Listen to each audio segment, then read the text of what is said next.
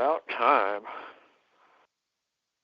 Okay, so today is March 25th, 2021. And we're back here tonight with Mr. Carey. Mr. Jurisdiction is what I'm going to call you. Okay. Carey, what's going on tonight? Well, we're going to talk about something completely different tonight. Did I tell you to talk about something new tonight? Yeah, you did. Oh. I dreamed okay, well, go ahead. Okay, tonight we're going to talk about jurisdiction. Hey, wait a minute. Is that new? It is for tonight. We didn't talk about it tonight yet. I'm just going to tell you some of the stuff that's going on, and then you guys can ask questions. We've been. Are we ready to start, Ted? No, we're starting. Go ahead. Okay. Before we start, does anybody have any questions or anything they would like to share? Anything they would like to share? And because we'll give you time first, that way you get your stuff out, and then we'll get into whatever it goes. Okay. So that means you hit *2 on your phone, and we'll call on you. Hey, you got a *2 right now, 848. Go ahead. Great. Hi, Carey. Hi, Ted. It's Andrew. I just wanted to say hey, hi, how are you? The tax court just implemented a Dawson system, so they're backlogged 5 weeks at least, they said. You know what that means, don't you? Yep. I love it. That means that we're making them work for it. We're making them work for it. Good job. Thank you for telling us that. That's good news for us. Now, you got it. Okay, now let me tell you how you play that to our advantage. Once you get your docket filed, you'll get a docket number. What they'll do is they'll supply you with a docket number.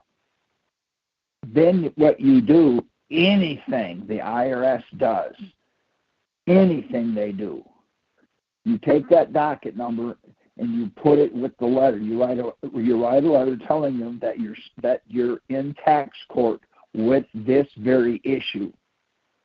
They have to back off until the court rules. Otherwise, they're violating your ability to go to court, your due process.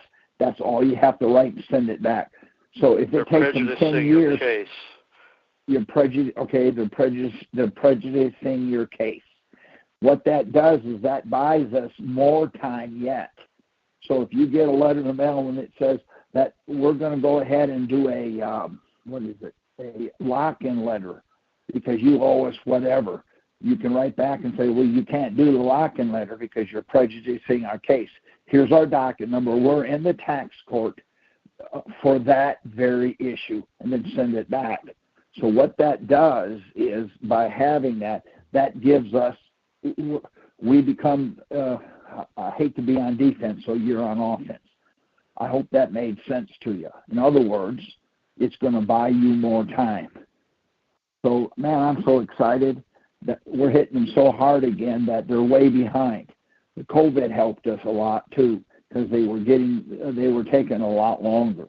Like I say, they'll write you a letter and you'll turn something in. Sometimes it's to our disadvantage, but you'll turn something in and it just takes forever.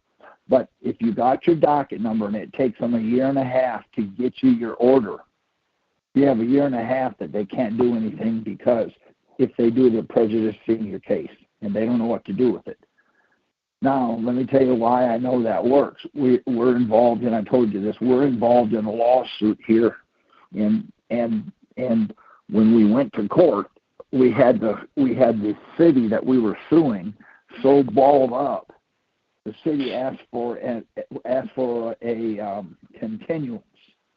The judge said, okay, we'll give it to you. They asked for an 11-month continuance. The judge granted it. Every time that we're doing what we're not supposed to do, in their opinion, they come by to give us a ticket for it. We give them the court order. They take the ticket book, put it back in their pocket, and say, carry on. So we're violating the city's ordinance. Yet the city can't do anything about it because they asked for an 11-month extension. What we're going to do in 11 months is we're going to ask for an 11-month extension. They're going to deny us. Then we're going to sue them, add to the suit, what do you call it, prejudicial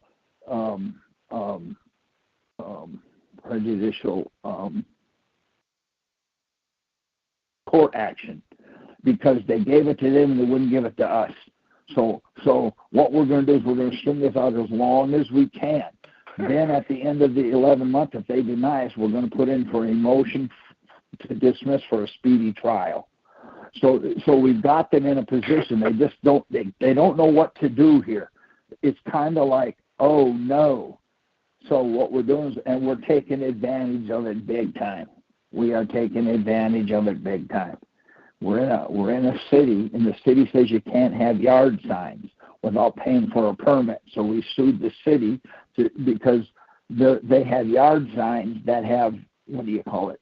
They're political signs. They said that they could do political signs.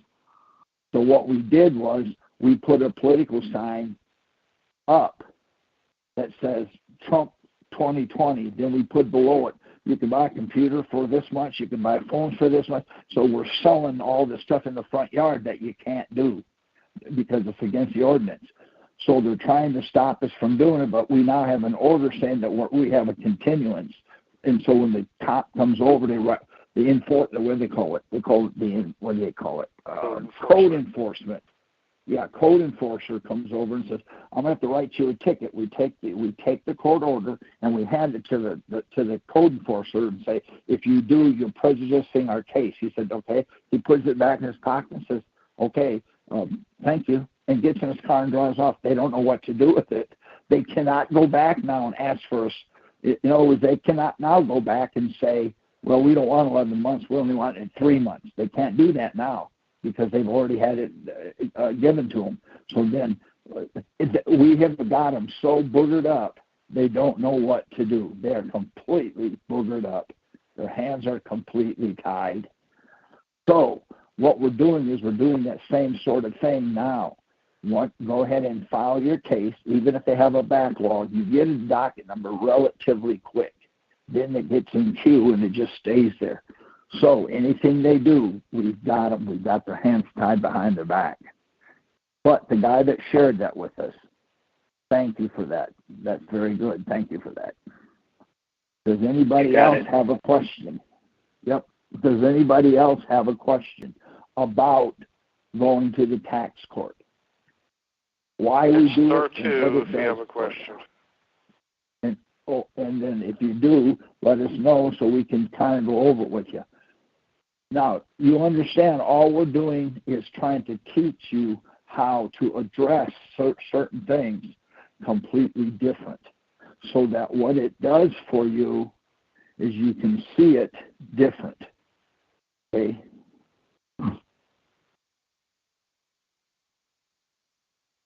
Does anybody have a question? Star 2, D2. Yeah. Hit star 2, raise your hand, so then you have your time to ask your question. 1, okay. 2, 3, hold on. 4, 5, 6, 8. Do we have a hand up? No. Okay. What we're doing is we're using jurisdiction with everything. Now, I'm going to ask the question and see if you will come out and tell me what the answer is. How do you give the court jurisdiction? Pulling your pants down and mooning them.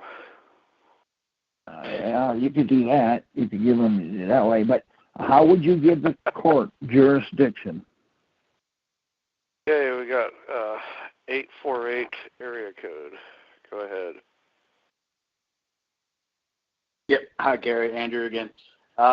You can't give them jurisdiction. They either have it or they don't. They have subject matter, maybe, and in personam. Is that correct? In personam, they wouldn't have. In personam is personal, and in rem is subject matter. Right. And it's also my understanding that they would actually have to. They can't. They're not actually serving you if they send you a letter. Okay. They actually need to process. That's okay. That's not the question. How do you give the court jurisdiction? You can't. All right. You get a ticket. You show up at the municipal. How do you give the municipal court jurisdiction? You can't. They either have it. Exactly right. You are correct. Nope, you cannot. You are correct. You absolutely cannot give the court jurisdiction. Now, do you know why? A trick question. Well, why do you say that? Because everything with you is a trick question. In personam, they can't get it because of the Bill of Rights. Right. And typically what they would do is they would send you a summons in the mail, but they actually, lawfully, they have to process serve you, which they never do. They process. It's an administrative. They process. Yeah. Okay, they process serve you. How do they get jurisdiction if they process serve you?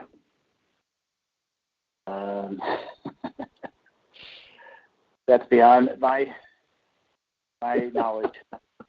I would say they don't, but they don't. You are correct, and let me tell you why. We have the Bill of Rights. We have inalienable rights. Another way to say inalienable rights is unalienable. So we have unalienable rights. When you get a traffic ticket or whatever you get, they're leaning your rights. They're trying to make them privileges. That's leaning them. So if you cannot lien your rights and they try to lien them, that's when they lose their jurisdiction. It's the same thing.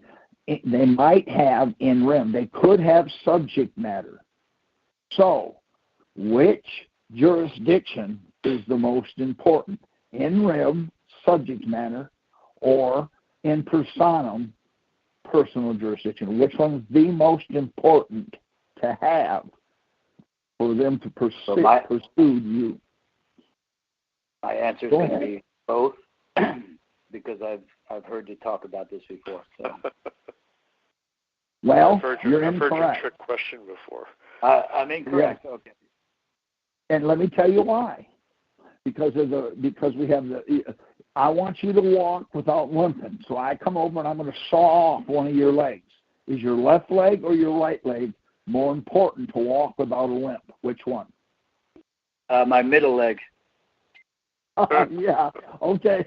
So you see, you have to have both legs in order for you not to limp.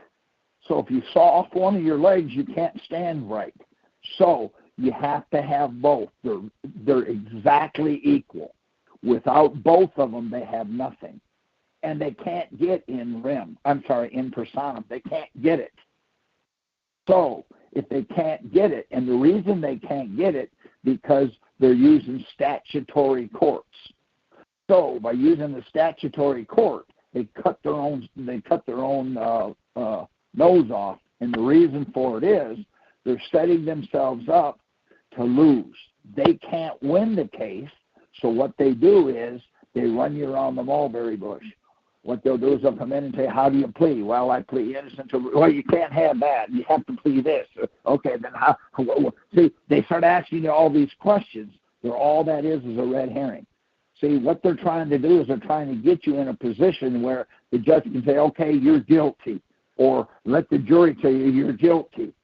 And the reason I'm telling you that is back in the 80s, I was a youth pastor, for about 14 years. Now, I would take the young kids and I would line them up, one right after the other, side by side, and I'd whisper into one of their ear, and I would say, bubblegum tastes like candy. When it got through this 8 or 10, 12 kids at the other end, it would say, my mother wears army boots.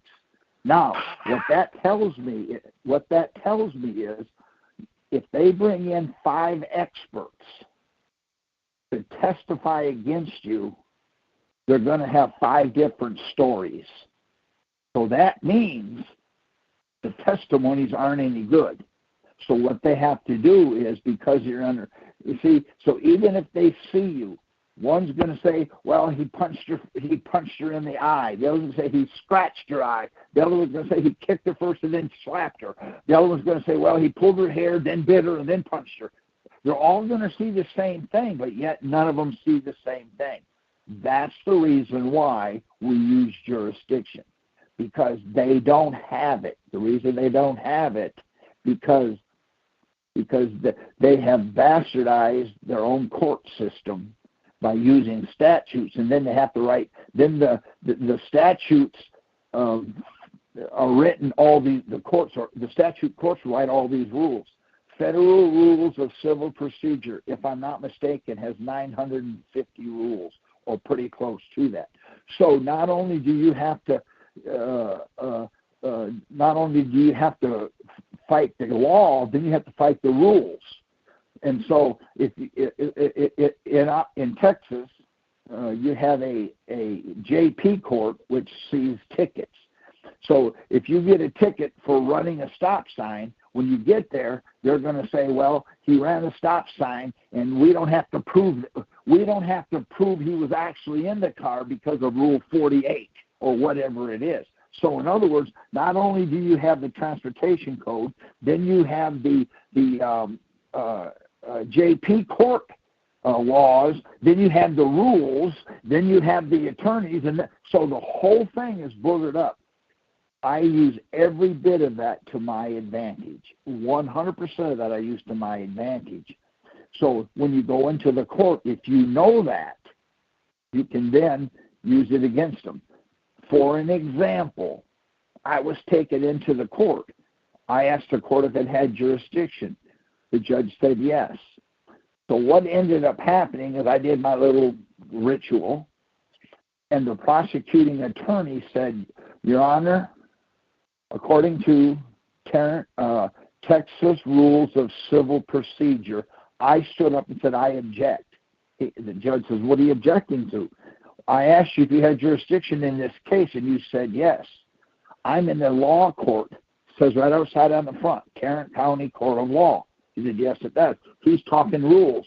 I object. I want to go to the rules court. Where's the rules court? So I have a chance to beat him. I said, so I have a chance to beat his ass on the rules. Where's the rules court? The next 30 minutes, they didn't know what to say. They scratched their watch and winded their butt. They had no clue what to say next, because as soon as they opened their mouth, I was going to cut their throat. So if I'm there because I broke the law, why are they bringing in the rules? If you're going to bring in the rules, then why did you write me a ticket for breaking the law? And statute, whatever. And we just went round and round and round. The judge finally called me up front and says, I don't know what you think you're trying to do. He says, but we're just going to dismiss it. We don't have time to play this game. And I said, oh, well, I thought I was here because I got a ticket. He said, just get out of here. So what I'm trying to tell you is, I understand now what they're doing, and because I understand it, I use absolutely everything in my advantage, because they're using statutes. See, instead of going in there trying to say, well, I'm here because the Fifth Amendment says I have the right to remain silent. I don't care what the Constitution says, because they're not using that anyway. I'm not here because I need an Article 3 court. I'm in the statute court. The statute court is the most fun you can have on the planet, because the statutes don't cover everything. That's why they write rules. So if I have something that I've done wrong, and they slam me for it, when I get to court, I asked him, does the court have jurisdiction? He says yes. As soon as you do that, they're going to bring in the rules somewhere along the line. They're going to bring in the rules. Then that's when I really I ramp up the fun. I ramp up the fun, because if I broke the law, why are you talking about the rules? Judge, Your Honor, are rules more important than the law, or is the law more important than the rules? Well, they're equal. Oh, they are? Then I want to see that, because I can't find that in the law. I can't find that in the Supreme Court. I can't find that in the Texas. Where does it say the rules are equal? And the reason they're not, because Congress, the legislatures, they write the law, then the governor signs it into law. Rules are written by the local court judges and blah blah blah. So the rules don't have the muster behind it to follow the proper procedure to make it law. It's not law. So what they'll say is, for an example, we're getting a lot of things back from the United States Tax Court, and it'll say responded is stating a claim that relief can't be granted. So if you go to the Texas Rules of Civil Procedure, Rule 12B as in boy 6, it says stating a claim that relief can't be granted. So the statute says, Title 26, 6212 and 6213 says you have to have a notice of deficiency, and then one of them says you have to have a notice of determination. That's the law. That's the statute. I'm going to buy into that. So then they're saying, well, because we stated a claim that relief can't be granted, that's Rule 12b-6. So we're going to lose our case on the grounds we are stating a claim. That's a rule. So now we have a way to answer it. Because if you know what they're doing, for an example, well, I don't know what to say. Or they'll say, you're stating a claim that relief can't be granted because you didn't send in your notice of deficiency and your notice of determination. Well, you can't, because they didn't get it. But because you understand, because we know what they're doing now, we're able to put a defense up. In other words, you're saying I'm stating a claim that relief can't be granted. I agree 100% with you, because by saying that, you have to admit that we never received a notice of deficiency or notice of determination. That's the law. So if the law hasn't been fulfilled, how does the rule step up and have anything to do with this? See, so we're able to use what they say against them. So what we're doing is we're building a defense that they can't get around. One of the judges told me that I was slippery, slimy. I think he said slimy, slippery, whatever. And so I don't really care. That's not what I'm here for. What I'm here for is, we want to go back to the a constitutional or a what is it? Hold on, what is it? A republic. That would be the absolute best. But until we get there, this is my opinion. I'm not giving legal advice.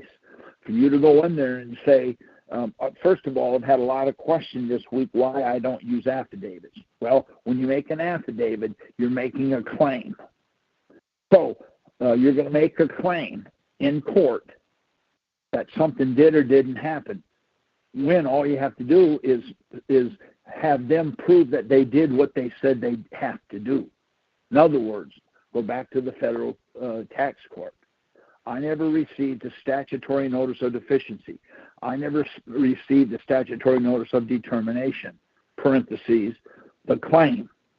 Now, what they got to come back and they've got to prove that they did. If they can't prove that they did, then they didn't.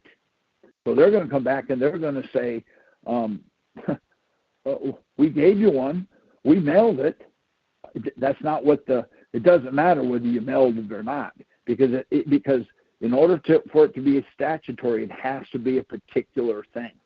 It has to have a particular way they send it. has to be stamped. In other words, it has to be a particular thing. So then they'll come back and say, well, under federal rules of civil procedure, we don't have to do that anymore. Now, they don't know, see, they just don't know what to do with all this. And see, we're able to transfer that into traffic court or whatever. And see, the attorneys don't know law. I found that out. They do not know law. They know procedures. They know procedures. Okay, they're bar carded. They're a union. They're the bar union. And see, the bar union teaches them how to look at the rules. So what they do is they implement the rules. They'll come in and they'll say, well, under Rule 49 of the Texas Rules of Civil Procedure, we can go over there and tear his head off because we can. See, there's no law that says they can, but the rules say he can. So they have to write the rule in order to make. So what we're doing is we're not arguing. I don't argue the rules. I argue the statutes because we're a statutory court. It's funny how this works, but a statutory court, the statutes fit the statutory court perfect. It's like putting a puzzle together. The pieces fit just right. When you go in there and you start saying in the federal court, and you start saying, well, I'm a living, breathing person, or I'm going to define person because person's got all these different definitions. I don't care what a person is. It makes me no difference because I don't use me. It's never about me. The law says in Title 26, 6212 that I have to have a statutory notice of deficiency.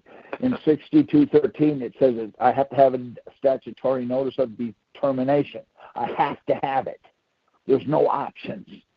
So why would I go in there and say, well, I'm a living, breathing person defined as, see, now what you've done is you brought in a third element. And see, now you're trying to bring in a constitutional court into a statutory area. I guess it would work. I don't do it that way. I just don't do it that way. Now, does anybody have any questions? Because we're open for you to ask any questions. Hit *2 on your phone and we'll call on you. Don't be shy now. Right, don't be shy, and that way we can help you understand what's happening. I hear this every day. The courts are corrupt. Yes, they are corrupt. But we're making them corrupt, because what we're doing is we're going in there and we're making them be corrupt. And I'm going to give you an example of that if here in a minute. If you ask the question, I'll share a story that happened. If you don't, then I just won't. I'll save it for next week. Well, we got shy people here tonight, so I don't think anybody else has any questions. All right. Hold it. Andrew has another question. Leave it to Andrew to carry the night. Carry the conversation. Up all the time.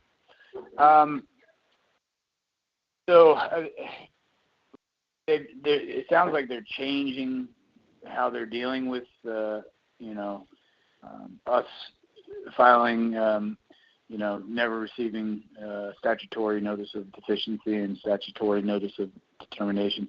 You mentioned that they're coming back with the federal rules and they don't have to do something. Is that what I should expect, or okay? No, don't expect it, because it doesn't happen often.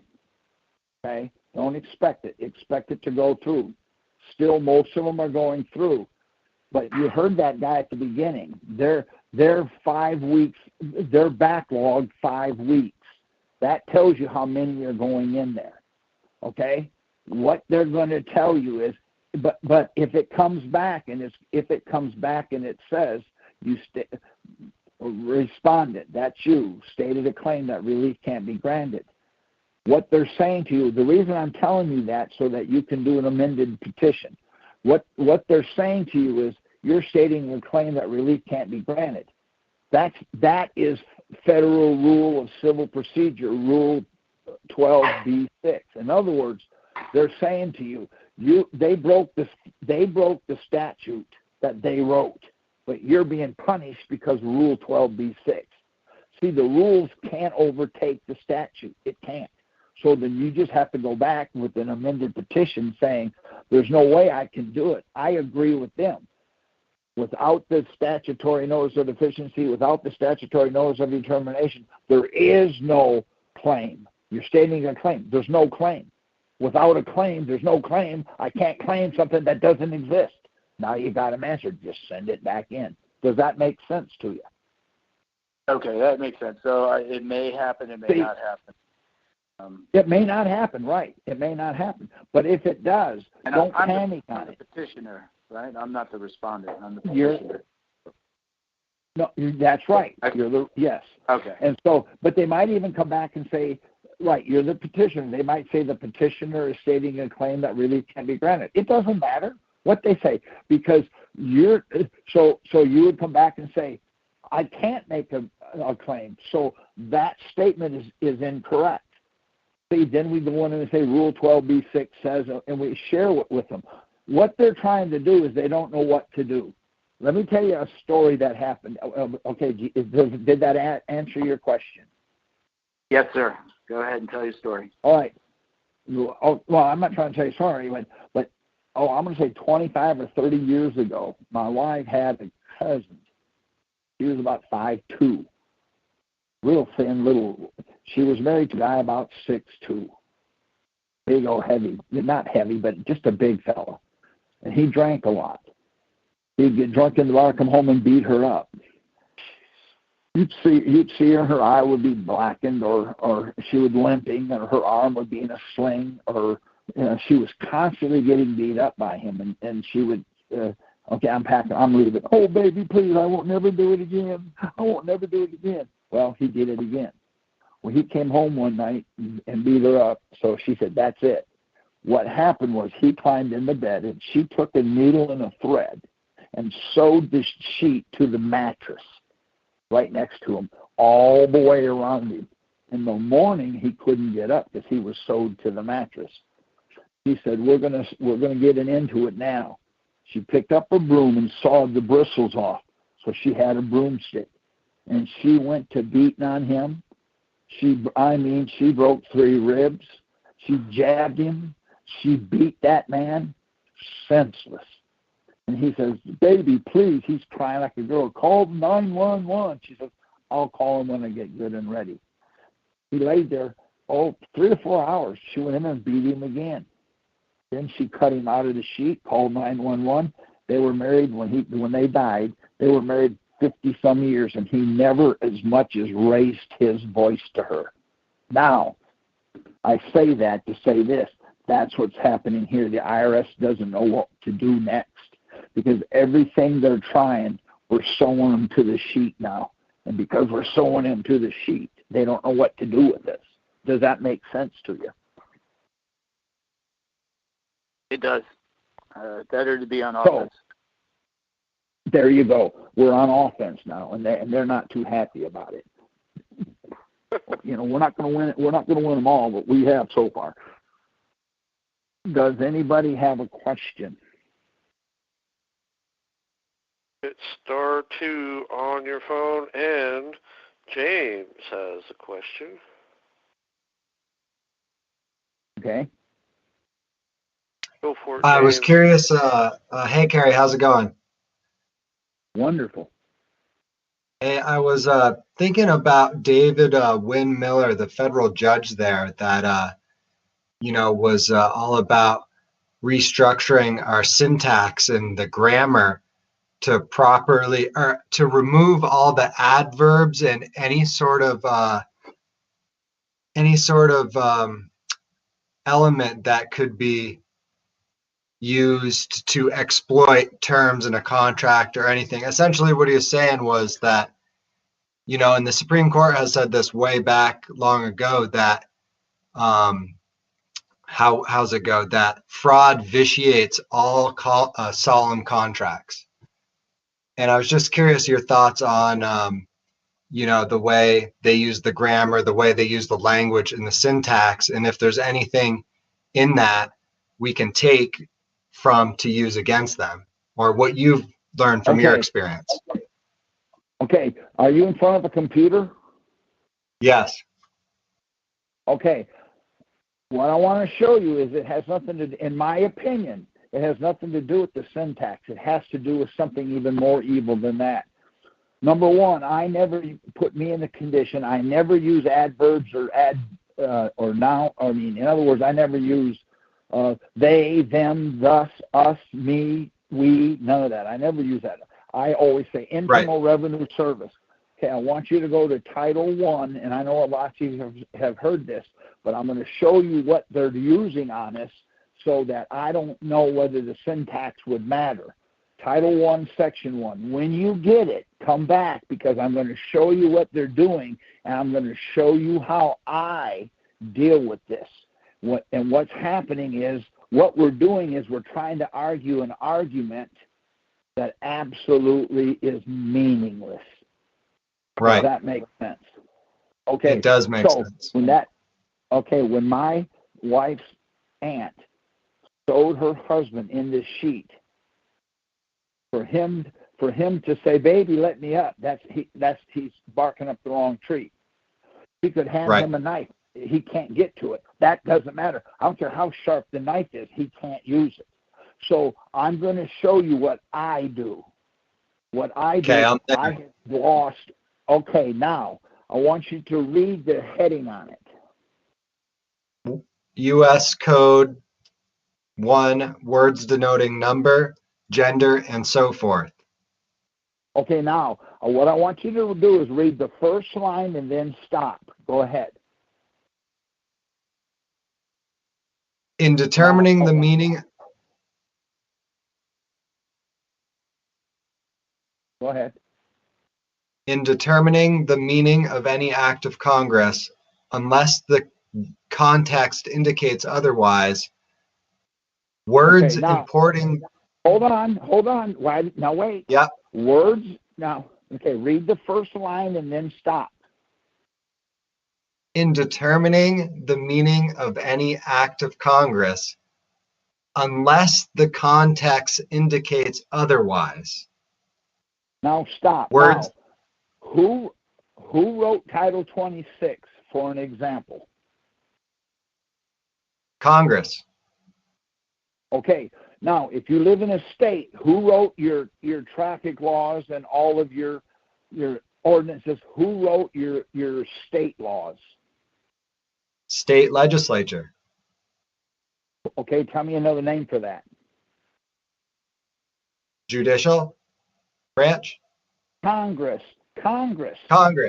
Right. Okay, so any act of Congress, state or federal or city. See, in other words, you have a city ordinance written. Who wrote it? Well, the mayor and the city council. So any act of Congress, now read line 2, and after you read line 2, just stop. And I'm going to show you what I do. I'm not telling you that what anybody else has to do. Now read the second line. You ready? Yeah. Words importing the singular and include and apply to several persons, parties, or things. Okay, now I'm going to ask you a question. What does singular mean? One. Okay, read it again.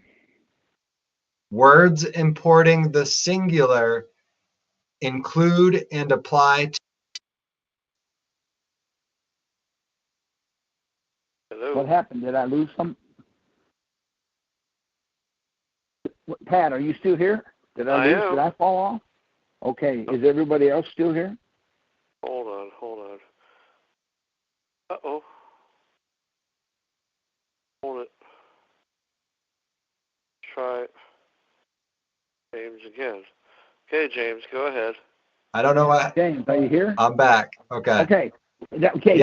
I'm back. I don't know what again. happened. That's okay. We're back. Read it again. Words. Read it again. Right. words importing the singular include and apply to several persons, parties, or things. Okay, what does the word singular mean? One. Not more than one. Read it again. Read it again. Yeah, People okay. Words. Wait a minute. Read number one. Read line one again. Read the first line. In determining the meaning of any act of Congress, unless the context indicates otherwise, words importing. Why don't you stop? Any act Sorry. of Congress. Okay. Yes. Any act of Congress, unless they tell you otherwise. So if they say to you, singular, what does it mean? More than one. Oh, there you go, because that's an act of Congress. So what's happening is it has nothing to do with the syntax. It has to do with the bastardization of the language. Now, read the next line. Words importing the plural include the singular. Okay, what does plural mean? More than one. No, read it again. Unless we tell you otherwise. Right. Read it again. Word, the whole thing or just the third line? Just the third line. Words importing the plural include the singular. Okay, what does plural mean? Not more than one. Why can't you get it? Plural means one. Unless they That's what I just said. That's what I just said. Not more than one. Right. It means singular. Now you're seeing it. Now, how I combat this, it gets worse as you go down. How I combat this, I have a glossary page. What is a glossary page? It's a page of words unless we tell you otherwise. I force them to tell me otherwise, or I use what they say. So, your name is James, correct? Yes, correct. Read the next one for me, and then I'm gonna give you a hint here. Go ahead, read the next line, fourth line. Okay. Words importing the masculine gender include the feminine as well. Okay, James, are you married? No. If you get married, will you marry a feminine or a masculine? Both. Okay.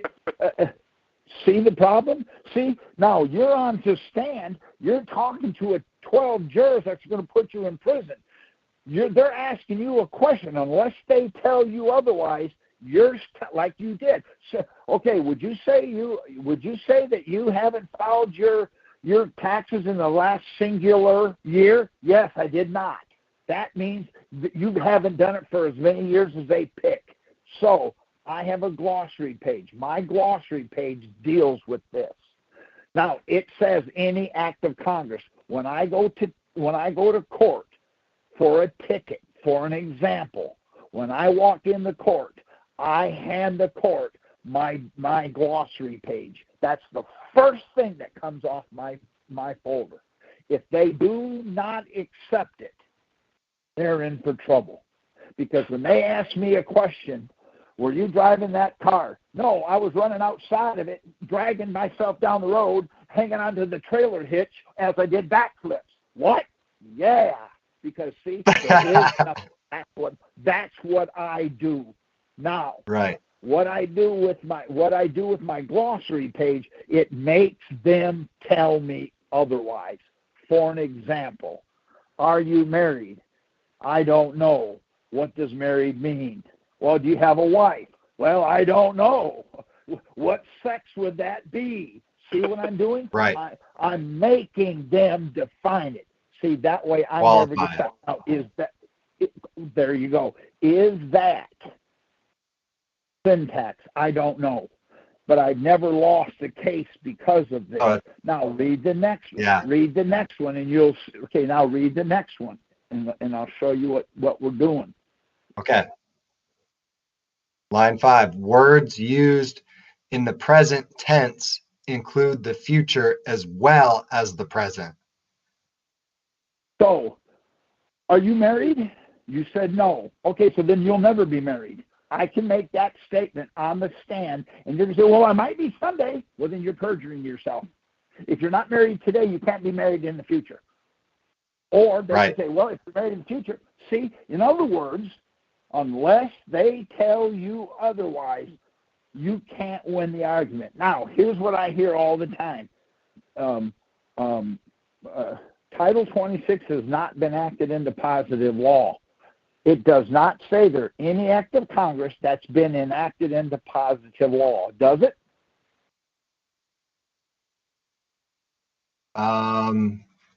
It does not say any act of, okay, it doesn't say any act of Congress that has the right O&B. All it says is any act of Congress, unless we tell you otherwise.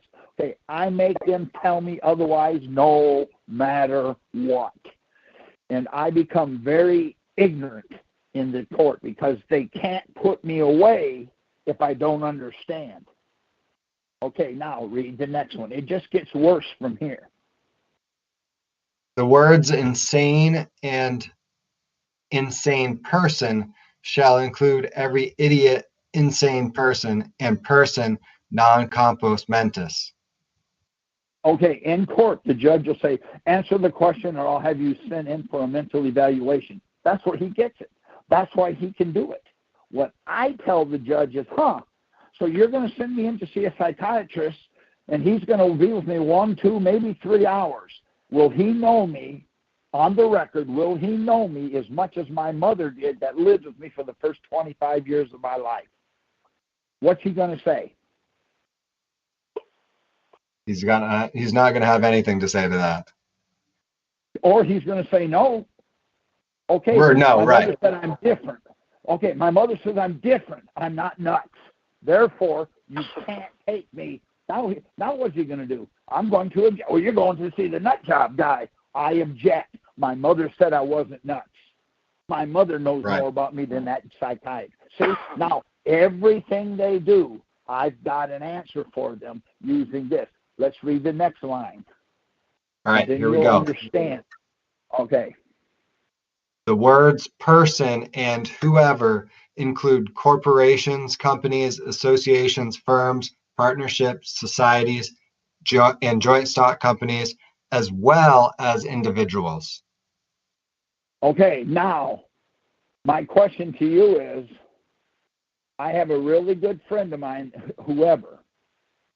Would you let whoever come to your house and spend the night at your house, whoever? Or let me rephrase that. Do you know whoever? Do you know whoever, James? Do you know whoever? I do not know whoever. Define whoever. Define whoever. Now, it already did. It's already did. So here's my question. You said you do not know him. General Motors. Tell me what General Motors is.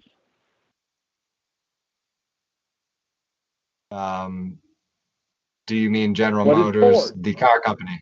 It's a car company. Yes, the car company. Okay. Corporation. Company. What is it? Right. Okay. Now read that line again. The words person and whoever include corporations, companies, associations, firms. Stop. Didn't you say you didn't know him? Who is General Motors? Well, it's a corporation. So you do know him. Right. You're a liar. There's how they get us. Apparently I do know whoever. Oh, so you do know him, but you said you didn't. You perjured yourself. We'll give you 120 days. Boy, that judge is corrupt. You let him be corrupt. You gave it to him. You handed it to him. Now read the next one, and then I'm going to show you. Then I'm going to show you how to defend against this. Go ahead and read the next one. Okay. Yes.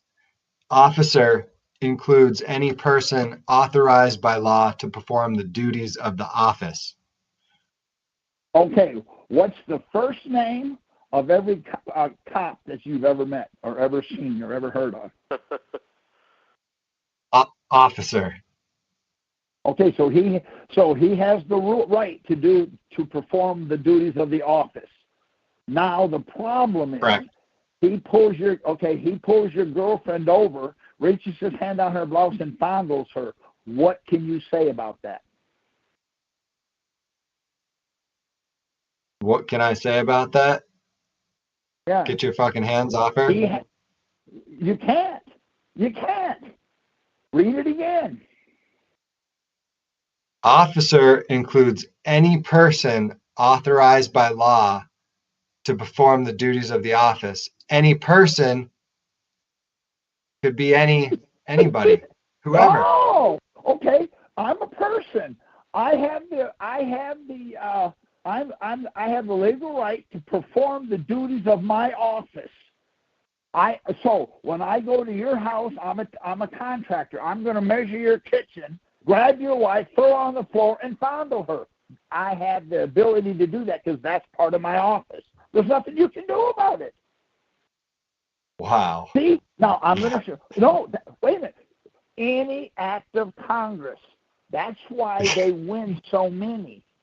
See? What I'm trying to tell you is, okay, I'm going to show you now how to beat all this nonsense. Now read the next one. It just gets worse. Go ahead and read the next one.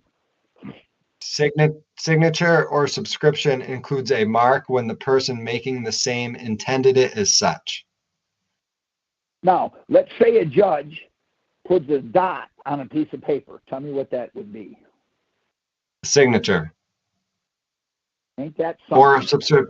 Or a subscription. Well, wait. A mark. Okay, yeah. But it's his mark. So that would be his signature. So I hear people say this all the time. I want an original blue ink signature from the judge, so then I'll know he's telling the truth. Now read the next one. Oath includes affirmation, and sworn includes affirmed. That's okay. That's pretty obvious. Read the next one. Writing includes printing and typewriting and reproductions of visual symbols by photographing, multigraphing, mimeographing, manifolding, or otherwise. Now, the dot on a piece of paper, we already agreed it was his signature. That's his mark. So if he copies that mark 50 times and you get the 50th generation of that mark, tell me what you just got. Writing. No, sir. An original blue ink signature, because it can be his signature. Read that one again, and I'll stop you right where you need to stop. Read that last one you just read. Writing includes printing and typewriting. And that's it right there. See, printing there and it typewriting. Is. Okay, but it's reproducing of the mark. So if you reproduce the mark 50 times, the 50th generation is the original blue ink signature. So we're going to court and we're arguing an argument that you can't win. You couldn't win it if you wanted to. You can't win it. Well, those judges are corrupt. They're not necessarily that corrupt. It's that we have given them the bait for them to take us out because we want to argue, well, by gosh, under the 13th Amendment or under the Bill of Rights, we don't have the Constitution right now. We have statutes. Let's use the statutes to our advantage, because the statutes, you can tear their head off every single time using the statutes if you understand it. Now, I believe that was the last one, wasn't it? Yeah, that's correct. Okay, now let me tell you how you beat this. Now, do you see what they're doing to us? Now, you asked the question, or whoever it was asked a question about the syntax. I don't know what that. I know Win Miller. I'm not a real big fan, but he's good. He's fine. He he wins a lot of stuff for people, so I'm on his team. But the point that I'm trying to make here is I don't care what they say. I give them my glossary page. They never take it. They throw it on the floor. Not a problem. Now, when they ask me a question, there is nothing for me to see to compare it to. So now the court becomes bizarre. They'll ask me what my name is. Thank you for asking. 1965 Chevy. What? Yes, that's my first car. That's not what we asked you. Yes, it is. Because, see, we have no meeting of the minds. We have no way to what did he ask you? Well, he asked me what my first car was. No, he didn't ask what your name was. No, he didn't. See, do you see the problem? Well, how did he? See, that's how I beat them. I don't know if that's syntax or not. So they'll say to me, they'll ask me, what do you drive? A hovercraft? What do you mean? Yeah, that's my favorite game. Hovercraft. It's my favorite video game. What are you talking about? We have nothing. You asked me what my favorite game was. No, I didn't ask you what you drove. Yeah, I know. You asked me what my favorite game was. See, do you understand why I'm doing that? Yeah. It's the fabric of the structure of the communication. It's like you're hacking it. Okay, that's what they're doing. So it says any act of Congress. Okay, who wrote this? Who wrote the traffic laws in your state? Congress. Absolutely, state Congress, legislature, state whatever. Congress. But it's still Congress. Right. See, anybody that says it's Congress, unless they tell you otherwise, they tell me otherwise 100% of the time, or they get an answer so bizarre, so far out in outer space. The courtroom now is a free-for-all. See? And because, well, wait a minute, that's what they're saying. So my question to you is, now, I want you to answer this so I can show you how I use it. Just for because I don't know you from Adam. How tall are you, if you don't mind me asking? Define tall. Okay, from the top of your head to the floor, how tall are you? 6 foot. Great. Ask me the same question. How tall are you? 166 centimeters. You did. See, you assumed I meant feet. That's what I'll never do. I'll never give them what they are looking for. Well, we mean in foot and inches. Or then I would say, what I would say to you is I would say, okay, since you don't know what that is and you don't know me, do you want that in foot and inches? Would that help you? Right. It's the inference. Right. Okay. And wait a minute. That's right. Wait a minute. So do you want that in foot and inches? Inches. I'm 166. No, I'm 166 centimeters. You don't know what that is. So how about this? Would you like me to convert that to foot and inches? Define foot and inches. Not a problem. Foot is singular. 1 foot, 49 inches. You still can't use it. See, I said. See, in other words, unless we tell you other. You didn't tell me you wanted feet and inches. You said foot and inches. Foot is singular. I'm 1 foot, 49 inches. Oh, we can't use it. So you make them tell you otherwise. Well, if they don't, it's a free-for-all. I first give them my glossary page. I give them my glossary page. My glossary page isn't mine. I've taken words that we need to have unless you tell us otherwise. I have words there that we have to have so we know what they're saying. Once I give that to them, if they use it, I can beat them every time because the law, the statutes are written in my favor. Does that make sense? Yeah. Okay, so the statute's written in my favor. So if they won't use my glossary page and they won't tell me otherwise, you have no chance. You're done. Right. You're going to cut your own throat. Okay, so what I do is I give them my glossary page. If they use it, they have no chance to win. And they know that, so they won't use it. they don't have a chance to win. Because when they ask me a question, now watch what I'm trying to tell you. Again, just answer this so I can prove my point. You get a girlfriend, you get a girlfriend and you take her out to eat. And you go to a really nice place and you ask her what she wants. And she says, well, I can't eat seafood. I could get sick and die. Can she eat shrimp? She cannot eat seafood, because if she eats seafood, she will die. Can she eat seafood? What? Define C. C. Okay. I can't. See, I can't. Because, See, I can't. Okay. Then she can eat eat a shrimp. ribeye? There you go. Can she eat a ribeye? Of course. Sure. Okay. Since she can't. All right. So that means she's closing her eyes to eat the ribeye, because what does SEE spell? C. So if she can't eat seafood, she can eat shrimp as long as she closes her eyes, because she can eat the ribeye. See, in other words, unless I tell you other. See, so what I did is I led you down that path. Right. Where you give me the answer I wanted, then I hand you to them and they put you in prison. Our system is built on if you go to prison, they get paid. The longer you get, the more money they make.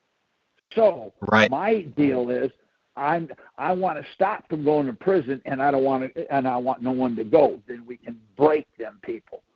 So and see, it goes on and on and on and on. So any act of Congress, unless we tell you otherwise. Now, that's what I use on everything. Title 26 is no different. Since you're in front of the computer, I'm going to ask you something. Do you file the 1040 form? Yes. All right. Is there a reason? I don't care. I'm glad you do. Put in your computer 1040 instructions. All right. Why do you file one? I don't care why. You just have to know why, whether you do or you don't. If you do, good. But why? If you don't, good. But why? Because I've been conditioned to believe that all my income is federal income and I'm supposed to report it. All right. Not a problem.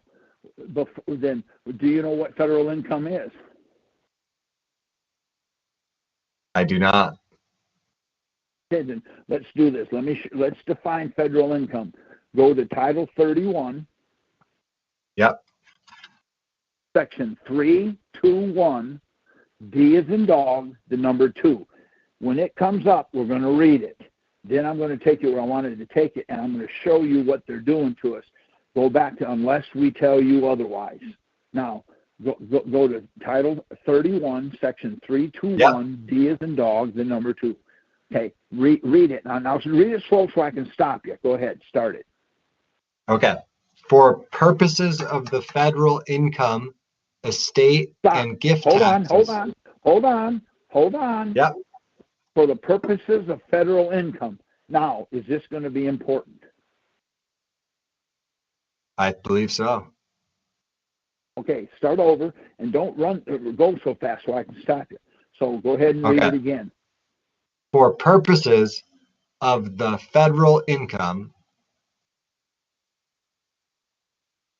estate, and gift taxes,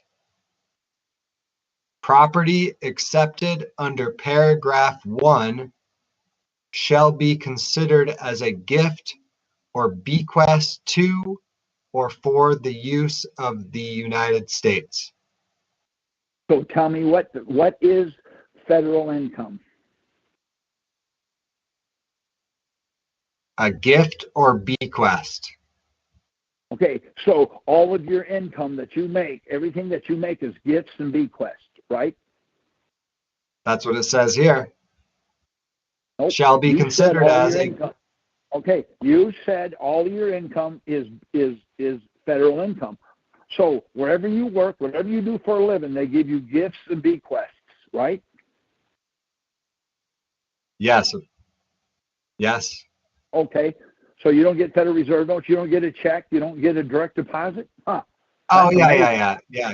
I get Federal Oh, Reserve yeah, notes. yeah, What am yeah. I thinking? Okay, so now let's do this. Go to 1040 instructions, and I'm going to show you what the 1040 instructions tells you what you have to do. So go to Page the 1040 instructions. Yep, What? I'm there. I'm there. Page 104. Okay. Now, while you're looking that up, I'm going to ask the question, see if somebody will answer it. Why is the 1040 called the 1040? It's not called a 1039 or a 2060 or a 1980 or a 1942. Why is it called the 1040? Do you know? I do. All right. Now, are you on page 104? Yep. At the top of that page, tell me what it says. Disclosure, Privacy Act, and Paperwork Reduction Act notice. Okay, this is a notice. There's 3 columns. Go to the left column, 3rd paragraph. Start reading the 3rd paragraph, but do it slow so I can stop you. Go ahead. Okay. Our legal right to ask for information. Stop. Who's our? IRS. Okay, let's read it that way.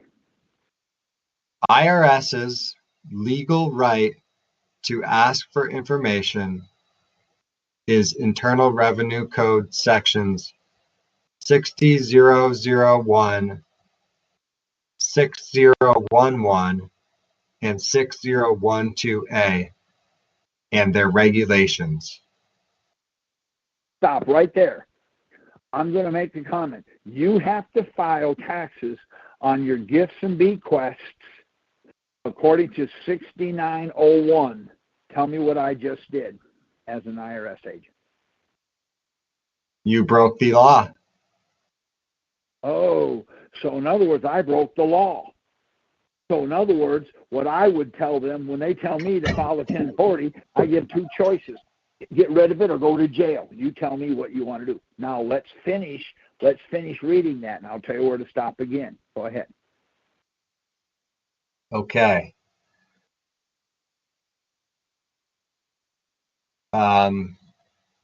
They say. Let me Now, go back. Oh, hold on. Sorry, I was back. I went to the wrong tab.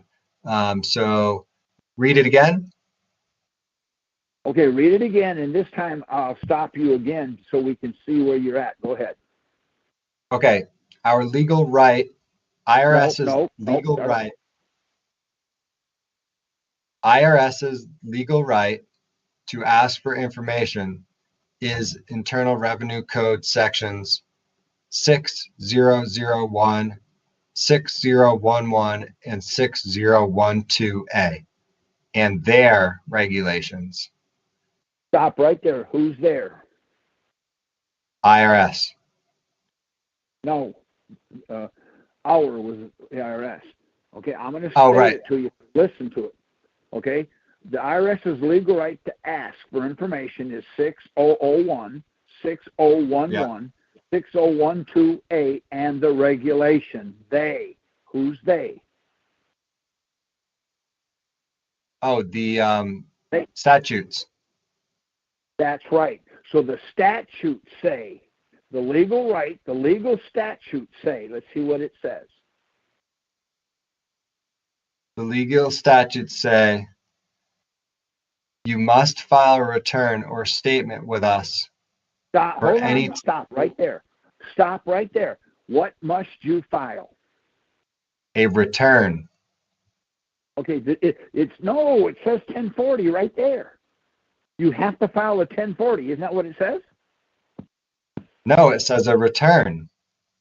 Oh, okay. So in other words, the reason I don't file a 1040, the Paper Reduction Act, Privacy Act notice forbids me from filing a 1040. Says I have to file a return or statement. I file a statement because or means either or. I have to do one or the other. I have to file a return. Well, what's a return? CT1, 941, 942, 943, 1041, 1040, There's a 2291. There's probably 25 or 30 returns. Pick the one that gives you the most money back. Do them all. Okay, now I want you to think about this. You do a 1040 and you owe the government $100,000. You do a 91062 4.61, which I made up, that doesn't exist, and they owe you $300,000. Which one would you do? Because it says do a return or statement. So if you can do one return and you owe them money, or you could do a different return, they owe you money, which one would you do?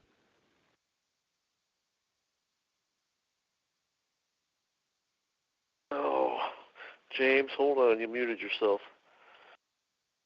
There we go. I got James. kicked off there again. I don't know what's going on, but I seem to be getting disconnected. So we should probably start winding this up, Kerry. Yeah, we will right now. This will be the last thing. If you, James, if you had a choice to file a return, and that return made you owe the IRS money, or you could file another return, they would owe you money. Which one did you file? Obviously, I'd file the one which would give me the most money. Then why do you file a 1040? It tells you don't have to. In fact, it tells you to file a return. So I can tell you a return to file. Okay, if I can give you a return to file and it'll give you $50,000, you can file a 1040 and owe them $10,000. Which one do you want to file? A return that's going to give me $50,000. That's why I don't file a 1040. They tell me not to. I file the return that I get $50,000 back from them every year. To me, that makes more sense. That's my opinion. That's not legal advice. That's very insightful. Let's finish this up, and then we'll call it a night. Finish up the reading so I can show you what you do. Okay. You must file a return or statement. Yeah. Your response is mandatory under these sections. Code section 6109 requires you to provide your... Sorry. Okay, stop right there. So what did they just do? They made a mandatory... They're telling you must do something. No, sir. No, sir. What did they just do? Think about it. 6001, 6011, 60128 is their legal right. What did they just do? They broke the law. They broke the law. They're outside their statute. Oh, ain't that something? So what I do is what they tell me to do. So I file a return, so I get $50,000, $100,000, $37,000, $14,000 back. I do a 1040 and I owe them $60,000. So which one am I going to do? The former. That's right. When they ask me, do you file a 1040? No. Why? Well, because under the Paper Reduction Act, Privacy Act notice in your publication, you said I can't. I'm forbidden to do it. What do you mean? Well, it says right here, file a return. It does not say 1040. It says return. Now, there's 25 returns. Which one is it? Well, then you should have said that. If you tell me to do it, I'll do it. Put down 1040 return. Sign under penalties of perjury. Now I'm going back to any act of Congress. This is part of Congress. Congress said for me to file a return or a statement. Congress said they didn't define it, so I have to define it the only way I know how. See, I'm going to do 6 or 7 of these returns until I find the return that gives me the maximum money. I'm going to sign it and I'm going to send it in. Doesn't that make sense? Okay. Makes perfect sense. That's what I do.